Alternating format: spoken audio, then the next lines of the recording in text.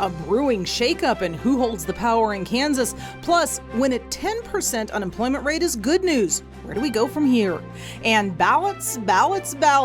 Kansans are eager to vote this year, setting new records and new challenges long before Election Day gets here. That's what we're talking about right now on Kansas Week. Southwest National Bank has proudly served Wichita and its surrounding communities for over 100 years. We are happy to support KPTS, Public Television for Kansas.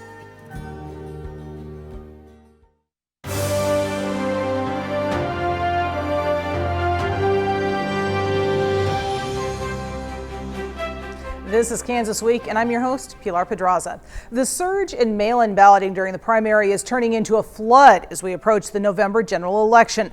Local election officials tell KAKE's Greg Miller, the earlier you vote, the easier it will be to get your vote counted before Election Day is over.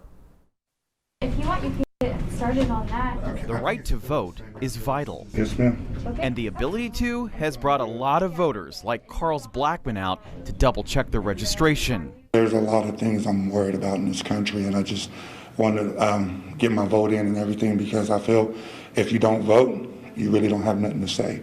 Even with 5.5 weeks before the election. It's very important for our country. It's very important for everyone, no matter if you're Republican or Democrat or Independent. And do you have a preference on your machine? Nope. He is in good company.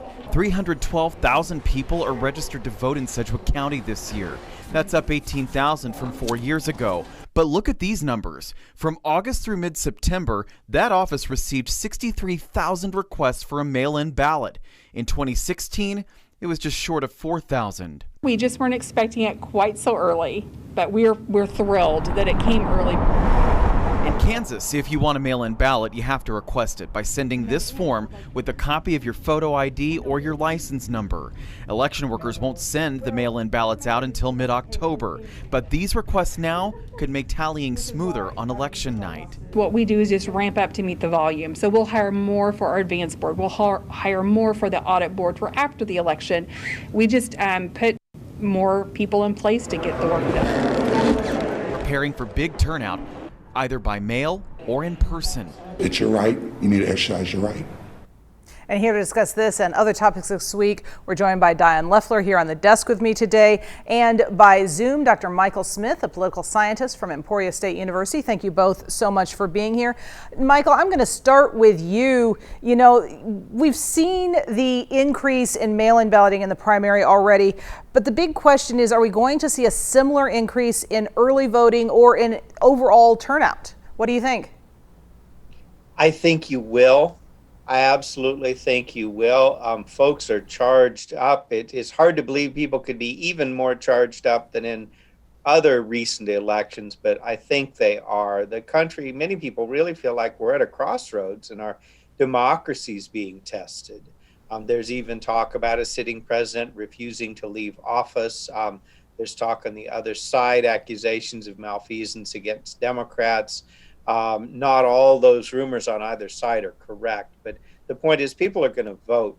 And I think your story is spot on, because you're seeing a surge of people requesting the early ballots. And yes, I agree, there will be more early voting on the first day and the first single day and the first days when things are open. A lot of people are concerned about the post office being slow. They're concerned, like the gentleman that was interviewed in that story, they want to get their vote in early. So I think there will be things all the way up to the last minute, but I think you're going to see people starting early. In fact, we're already seeing it, and I think we'll see it with in-person voting as well. And Diane, I know there are also some renewed concerns with this recent ruling in Pennsylvania about naked ballots being tossed, and some concerns here in Kansas, but that's really not so much of an issue here because they do have double checks in place where they, if the ballot does have a signature, they give you a call. Yeah, I mean, there's voting by mail, at least in Kansas, is about as secure as it gets. Mm-hmm. So I don't think that there's an issue there. There could be issues with mail delay if you get that ballot in on if you fill out your ballot on election day and you mail it, you know, you're taking a chance that it won't get there by Friday. We had several of those happen. Yeah. The other thing too that's worth noting, at least here in Sedgwick County, is that they're going to open the Intrust Bank Arena for a mega voting center. They've never done this before. I'm really curious to see how that's going to go. Yeah, and I'm wondering how much of that, and I know you probably don't have the answer to that, but I'm going to throw the wonder out there. How much of that is social distancing and how much of that is expecting large crowds? Well, I think it's both. Yeah. I mean, you know, you're going to have large crowds and they're going to need to be social distanced. So it's like, The bigger the facility, the better. Best of both worlds, Yeah. As we move closer to the election, are we seeing more people starting to say, I just want to vote now and get it over with?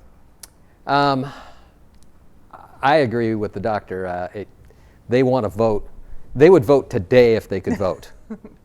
They would have voted 3 months ago if they could have voted. So, you know, I mean, there is that insatiable appetite to vote in this election. And, you know, honestly, I can't think of a better problem to have. I'm a big fan of democracy. So I can't think of a better problem to have than a whole lot of people voting. You know, it causes some logistic issues for election offices, but you know, in the final analysis, that's what this is really about. That's what being an American is about. Yeah. And Michael, as we're talking about all of this, of course, more people voting means more votes to count.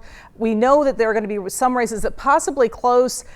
It may end up being a situation like 2016 where we thought we had races that were going to take several days to finalize and they finished at 8 o'clock at night.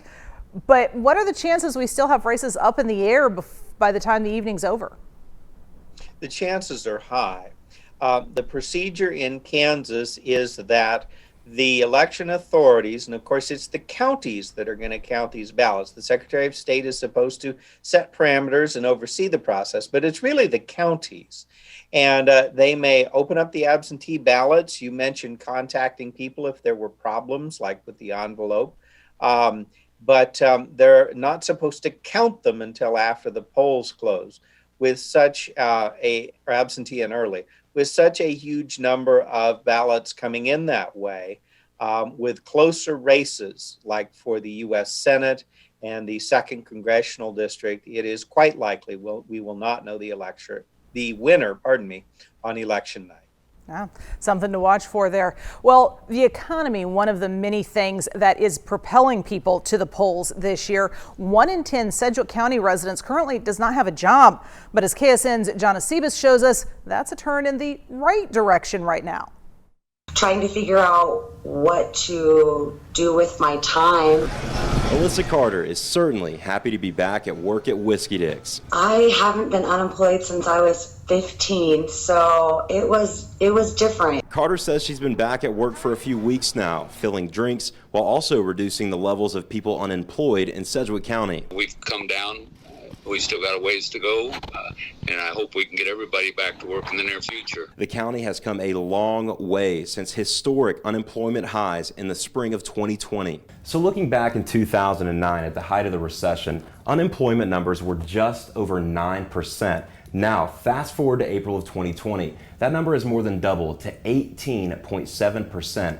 But 4 months later, that number down to 10.9%. That is progress, but Commissioner Dennis says the descent down the peak of unemployment is still far from over. When we went from 18.7 down into the 10s, that's a good direction to go, but we've got to get the rest of the people back together. When 1 in 10 people aren't working right now, that's not a good situation. You know, we're parents, we're homeowners, we're adulting over here, and you know, to be able to look at my friends and my coworkers and know that they're more able to support their families is absolutely wonderful. Jonna Sebas, KSN News 3.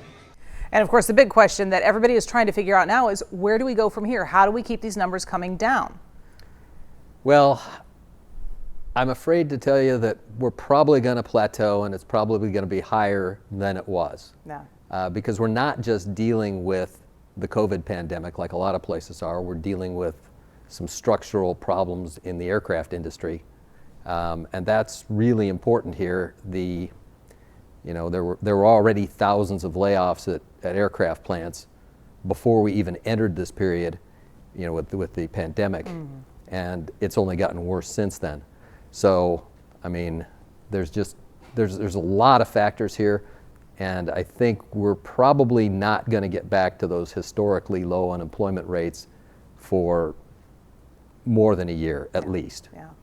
Well, and as we talk about that, of course, I led into this talking about the economy propelling people to the polls. Michael, if we're looking at perhaps the unemployment numbers going back up even in Sedgwick County across the state, what does that do on election night? What does that historically tell us voters are going to do? Traditionally, unemployment or employment is one of the major drivers of how people vote. Generally speaking, there are a few things people are more apt to hold incumbents accountable for than employment or unemployment. Unemployment is bad news if you're running for re-election, and it creates an anti-incumbent mood. I think the question is, we're all charged up because of our social divisions right now, responses to COVID and responses to Black Lives Matter. And so will the unemployment, the old-fashioned lunch bucket issues come back into it for a silent majority, or will people vote on these divisive social issues? And sometimes that can take a surprising twist. I have a friend who was planning to vote one direction, Democratic, and is now leaning Republican because with the economy doing what it's doing, her company is looking at losing government contracts. And she's concerned about what will happen under some of the policies that Biden has proposed. Yeah, I think there's so many pieces of this. It's like, I agree with Dr. Smith, that the social issues, if you watch the Senate campaign taking place, it's almost like a referendum on abortions. There's just this sort of weirdness going on right now, and I wonder too, like he does, whether the economy is, it may not be the economy, stupid, Stupid, it's not the economy this year. Yeah, it's like, those things, and the other thing too is I don't know how you blame incumbents for a pandemic. Yeah. I think people can process that and know that because of what's happened, it's just one of those things. Yeah. I don't know that they're going to be saying, well, Trump caused the economy to crash, or Biden would cause the economy to crash. I think they're going to go, the economy crashed because it was a global pandemic and businesses were shut down. No. So there's just I don't think that's got a lot of cut. Yeah. Well, it'll be interesting to find out what happens and what all of the social scientists say when they interview people after they've voted, because we can speculate all we want. It's not going to change how people do it. All right, well, moving on, the pandemic has given litter bugs a new item to toss around the state, those masks. And you might be surprised with where they're tossing them. As KAKE's Hannah Baker shows us, disposable masks often aren't being disposed of properly. It could be a big problem. Haywood Ernest lives in Wichita. Since the mask ordinance went into effect in July, he's seen masks everywhere, but in the trash. They should throw them in the trash, or put them back in your pocket, when you take them off or whatever. I don't just throw them on the ground. People are leaving them in streets, parking lots, and even possibly flushing them down the toilet. Everywhere you look, there are masks. And of course, we didn't see that 6 months ago, but now they're everywhere. Lori Lawrence with the Kansas City Sierra Club says there is only one way people should be disposing of these masks. Well, they are just that, disposable. Take them home with you, throw them in the trash. Lawrence says because the masks might be made of elastics, plastics, and metals, most of them can't even be recycled. The city of Keachai posted on its Facebook page discouraging flushing face coverings down the toilets, warning it could cause all kinds of problems. It can clog up your plumbing as it leaves the house. It may block the pipes that connect your house to the city sewer system, or it could interfere with operations at the sewage treatment plant. Now, I've got to say, is this really much of a surprise? No, not really. These things are, they are disposable, and there's really not much excuse for not throwing it in the trash when you're done with it. I've been sort of reusing them. You can let them sit for a while, and they'll and they'll lose the if there were COVID, then it would die and dissipate. But it's. I mean, there's just no excuse for doing something that irresponsible, particularly since the whole purpose of the mask is to prevent you from spreading COVID. So if you're breathing into a mask and you have it, and then you throw the mask out the window of your car, some kid could come upon that, or somebody, it doesn't make any sense. Yeah. Well, I've got to wonder, 6 months ago, a year ago, we were doing stories about plastic bags all over the place. Yes. And cities with movements to ban plastic bags because they were so unsightly. And one could even argue a danger, and certainly one could argue that these masks dropped all over the place are a danger. Michael, is this something we might see a movement toward banning in some places? You could see increased enforcement. The masks, you're absolutely right. I mean, they're technically toxic waste. So irresponsible.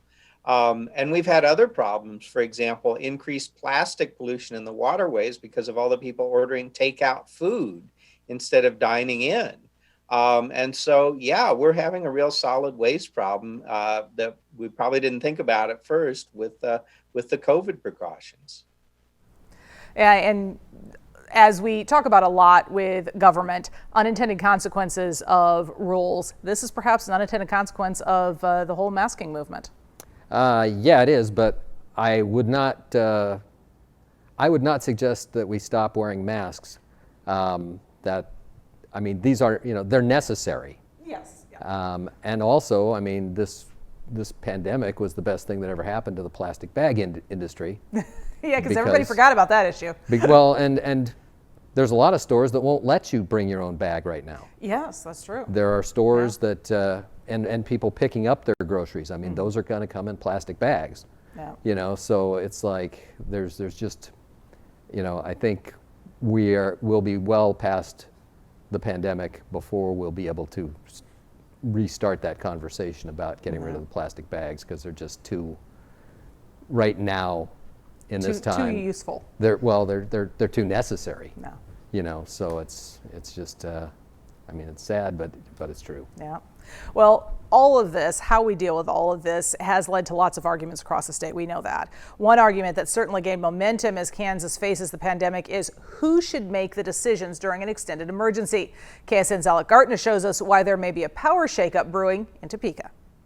Lawmakers are debating how much power the governor should have during a state of emergency. Whether it's wildfires, tornadoes, or a pandemic, lawmakers are working to figure out what authority the governor should have when times get tough. Republican lawmakers took issue with Democratic Governor Laura Kelly shutting down businesses when the coronavirus outbreak began. And ever since, there's been a battle between both sides. Now a group of lawmakers is working to determine how to move forward. What are the powers that we want the governor to have 5 years from now, or 10 years from now?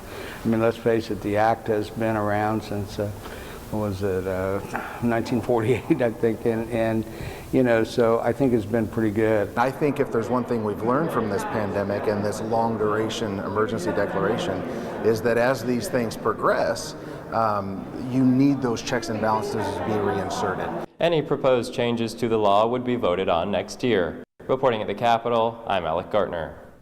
And Michael, this is certainly kind of a natural progression of the fight that we have been seeing between lawmakers and the governor over the last several months.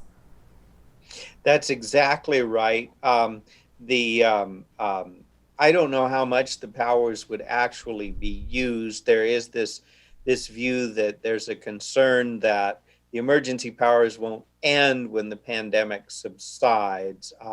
That, I think, reflects two things. One, a battle between two institutions in government, two branches, majority parties, a Democratic governor, Republican majority in the legislature. But then there's another piece, which is that our political culture is so frazzled that conspiracy theories are running amok, that mask mandates and such are something else, that there's some sort of conspiracy to control us or whatever. I don't believe that's true. And I believe no politician in their right mind would mandate that people wear masks if it wasn't necessary. But it really reflects our political culture. this idea that it's not really about coronavirus, it's some sort of control move. And I think this is partly a play to voters that feel that way, even though I personally think that's baseless. Well, and I know early on I had a conversation with a governor where she said, yes, I agree that there do need to be changes to the Emergency Management Act because it is not sufficient for this kind of an emergency. Well, yeah, and I mean, everything we've seen since the state's response has been pretty much fragmented. When you have an emergency is when you need somebody to be in charge. And right now, there's nobody in charge. It's, you know, the governor can make an order, the county commissioners can overturn the order, the state finance council has to approve the orders, and it just, I mean, it's not a system that is well designed for dealing with something where you need to be nimble and you just got to move fast. It just changes so rapidly that, you know, I mean, we've learned so much about this virus, but there's still so much we don't know. And, you know, diffusing the authority to the extent that we have, I really don't think it served Kansas very well. Yeah. Well, one other thing, Michael, that I wanted to bring up, when this committee was meeting, one of the things they talked about was having more Western Kansas lawmakers involved in the decision-making process, because right now Representative Troy Waymaster is the only lawmaker from Western Kansas who's currently on the State Finance Committee. Right, and there are a couple of issues there. One is just demographic shifts. Kansas's population is moving east. There's Wichita, and for the most part, it's just a big eastern shift. Western Kansas is worried about being left behind.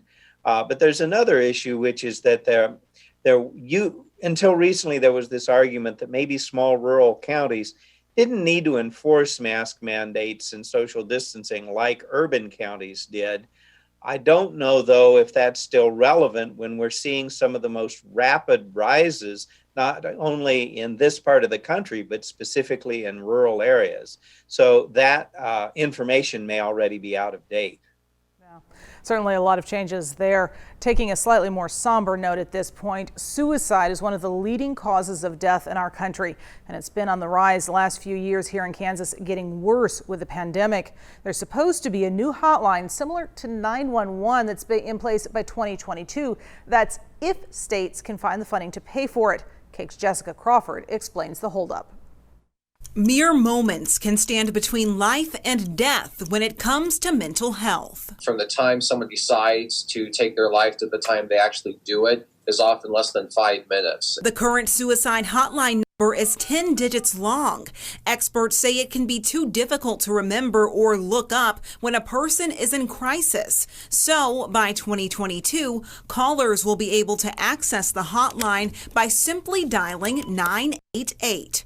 The issue now, making sure there are enough mental health resources to handle a large volume of calls in our state. Congress has already passed it, but the states still have to do their part as well. Representative Elizabeth Bishop is one of the forces leading the way for more mental health funding. We are told continuously, repeatedly, that there would be additional providers and additional services for people in crisis if we expanded Medicaid. Whether that will happen depends on what voters do in November. Lost and a lot of moderate Republicans that were in favor of expanding Medicaid. But there's another way to increase mental health funding that goes beyond the ballot box. To call their congressman, call their state representative, talk to anyone in elected office who has any kind of authority, and let them know how important they know this is. All in an effort to ensure that when people dial 988, they get the help they need. Oh, it is life and death, absolutely, yeah. Jessica Crawford, KAKE News on your side. Now, finding all of that money in the current economic situation in Kansas, pretty much every state in the country right now, not the easiest thing, though. Michael, I want to talk to you about that, but I think your mic is on mute there, so while you unmute that. I'm right here. Okay, you can hear. We can hear you. Okay, good. Is this something where Kansas can find the money this year, or is it something that's going to kind of fall by the wayside with everything else that has to be done right now? I don't know. The budget is definitely in trouble when economic activity is down, tax collections are down, and federal aid only goes so far, and a lot of it's been targeted toward unemployment and a few other things. I sure hope we do, though, because one of the big problems with state support for mental health is that it tends to be crisis oriented. I have a student working on his class project on this right now, that state funded agencies, nonprofits, they often intervene when there's a crisis, but the problem with mental health is it never should have gotten to be a crisis, and people trying to get help before it's become a crisis really struggle. I think this new shortened number for the hotline could really help. Yeah. Well, and certainly it's an issue that's becoming more and more important, especially here in Sedgwick County. We've just seen an astronomical increase in the numbers of suicides here over the last few years. Yeah, it is a crisis, and I'm going to bet that they're going to get it done. I think they're going to find the money because there is enough bipartisan support for doing this.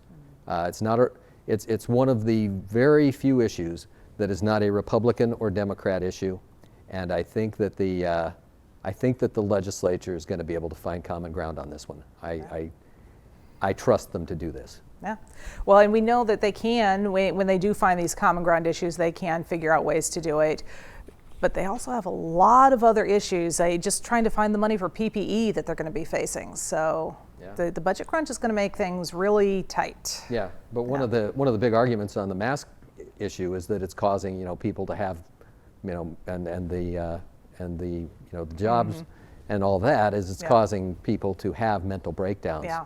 And that is an argument that is being made by both sides. And so I think they'll find a way to do it. All right. Well, Diane and Michael, both, thank you so much for joining me this week. We are, once again, out of time. We would also like to thank our news partners at the Wichita Eagle, KSN News, and Cake News for sharing their materials with us. We'd love to hear what you think. Just email us at kansasweek@kpts.org. For now, stay safe and have a great week.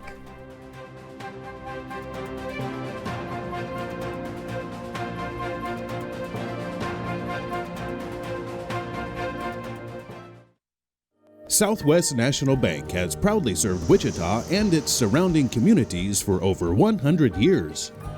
We are happy to support KPTS, Public Television for Kansas.